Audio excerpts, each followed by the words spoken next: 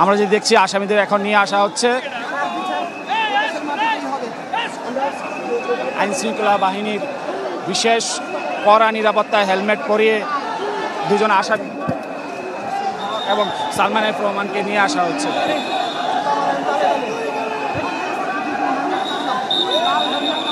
পুলিশের মাঝে আমরা তাদেরকে বাড়তি নিরাপত্তা দিয়ে সালমান এফ রহমান এবং আনিসুল হককে রিমান্ড শুনানি শেষে chief metropolitan magistrate court CMM court থেকে নামিয়ে আনা হচ্ছে।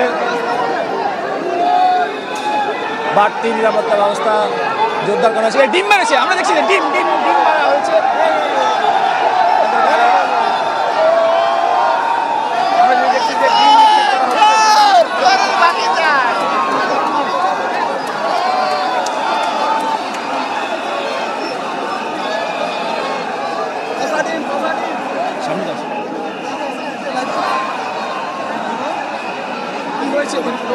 দশ দিন হ্যাঁ না না কিছু